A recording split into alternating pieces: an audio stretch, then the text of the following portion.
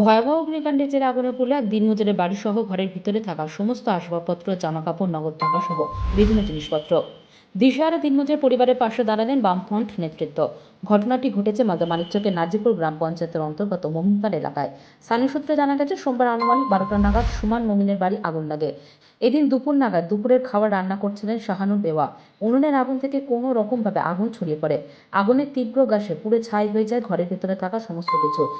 এই ঘটনার পর থেকে দিশেহারা হয়ে পড়েছে সুমান মমিন, তাকে সরকারি সাহায্যের দিকে। বর্তমানে খোলা আকাশের নিচে ঠাঁই নিয়েছে পরিবারটি।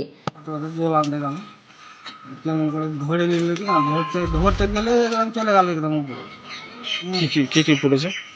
টিভি অনেক কিছু পড়েছে, খাট আছে, শোকেস আছে, টিভি আছে, হ্যাঁ ফ্রিজ ছিল, হ্যাঁ টাকা পয়সা সব ছিল, হ্যাঁ সব করে কিছু বের করতে পারে। স্যার, সব মিলিয়ে ক্ষয়ক্ষতি কতটা হবে মোটামুটি? মোটামুটি 3-4 লাখ টাকা ক্ষতি হয়ে গেছে। আর শোকেস কিছু নাই, টিভি ছিল, আর একটা লুঙ্গিও নাই, পড়ার কিছু নাই। খাদ্য সামগ্রী চাষবাস সব পড়ে গেছে। হ্যাঁ খাবার টাবার কিছু নাই, সব পুরো ছাই। আগুন লেগেছে, সব গ্রামবাসী ছিল, হ্যাঁ সব এসে হ্যাঁ কোনো মতন নিভালো।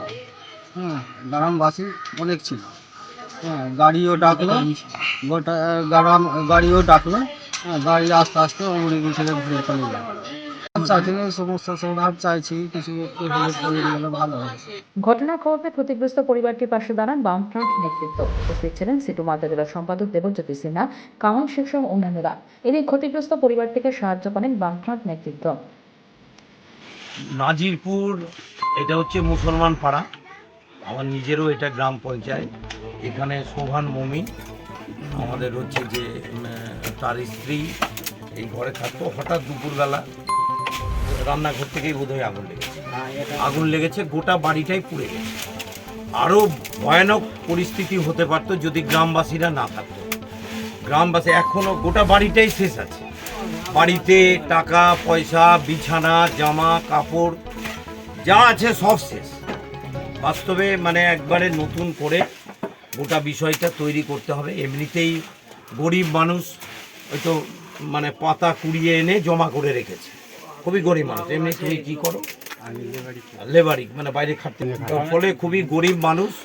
এদেরকে আমরা বলবো যে প্রশাসনের পক্ষে সাহায্য করা উচিত।